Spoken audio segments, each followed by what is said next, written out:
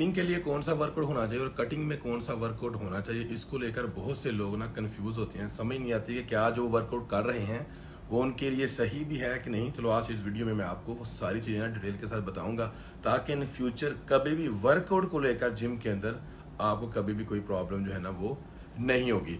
एक चीज़ पहले शुरू से समझने की कोशिश करते हैं कि हमारी बॉडी मसल जो होते हैं वो बिल्ड कैसे होते हैं।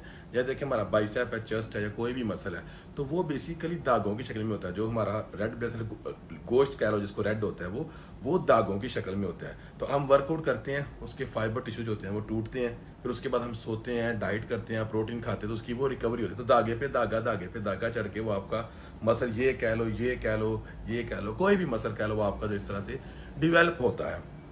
अब इस चीज के साथ ये बिल्कुल कंसर्न नहीं है हमारी बॉडी को कि वो जो मसल आपने ब्रेक डाउन किया वो आपने 100 किलो से किया है, 40 किलो से किया है, 50 किलो से किया है, या एसी वाली जिम में किया है, या गर्मी वाली जिम में किया है, या जो बीचेस पे जिमें होती हैं लोकल किस्म की वहाँ आप किया, या सिर्फ आपने बॉडी वेट से आपने पुशअप वगैरह करके वो किया है। हमारी बॉडी को इस चीज़ के साथ कंसर्न नहीं है। तो फिर कैसे पता चलेगा कि जो वर्कआउट हो रहा है ये मेरा गेनिंग के लिए इफेक्टिव होगा या कटिंग के लिए इफेक्टिव होगा? इसको थोड़ा सा समझने की ज़रूरत है।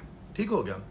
जैसे अभी गेनिंग की बात करते हैं, फॉर एग्जाम्पल मैं गेनिंग कर रहा हूँ, मेरा गेनिंग का प्लान है, तो इसमें मोस्टली जो होता है ना वो देखा जाता है कि रेपिटेशन ना, कुछ लोग कहते हैं 10 से 12, 12 से 15, 15 से 18, जो भी आप कह लो। एक चीज़ आपने मेक श्योर करनी है अपने माइंड के अंदर कि अपनी ओवरऑल जो भी हमारी ट्रांसफॉर्मेशन होती है, चाहे वो गेनिंग की हो चाहे कटिंग की हो, उसके अंदर हमारा वर्कआउट जो है ना मैक्सिमम 15 to 20, 15 से 20% ही होता है। बाकी ओवरऑल जो भी रिजल्ट हमको मिलते हैं वो हमारी डाइट से और जो भी हमारा साइकिल चल रहा होता है या जो भी सप्लीमेंटेशन चल रही होती है उस बेस के हिसाब से रिजल्ट्स होते हैं। ऐसा कभी नहीं होता कि एक बंदा परफेक्ट वर्कआउट कर रहा है, डाइट उसकी सही नहीं है, सप्लीमेंटेशन सही नहीं है, उसको रिजल्ट मिलेंगे?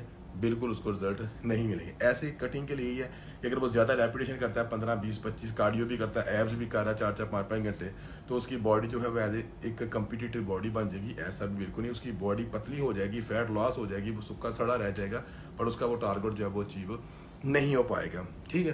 तो अभी गेनिंग के बारे में बात करते हैं, तो क्या आप लोग कर सकते हो? तो मोस्टली देखो जो हमारी बॉडी के अंदर डिफरेंट मसल्स हैं जिसको हम ट्रेन करते हैं। बाइसेप, ट्राइसेप जो कि हमारे छोटे मसल्स हैं, हमारी चेस्ट है, शोल्डर है, इसका शोल्डर का फ्रंट, बैक, साइड, उसके अलावा हमारे ट्रैपीज, 3-4 पार्ट्स हैं। बैक हमारा बड़ा मसल है, लेग हमारा बड़ा मसल है, तो ये बड़े मसल हैं। तो मोस्टली जब आपने गेनिंग की बात की जाती है या कटिंग की, उसमें रेपिटेशन जो आपने जो सेट करनी होती है ना, वो तकरीबन 5 या 6 कंसिडर किया जाता है कि अपने छोटे बॉडी पार्ट के लिए, बाइसेप और ट्राइसेप के लिए कंसिडर किए जाते हैं कितने आपने करने हैं। ठीक है। अब ये देखो फॉर एग्जाम्पल इसके अगर 6 सेट आप करते हो, जैसे आप समझ लो एक हैमर हो गया इसके लिए, उसके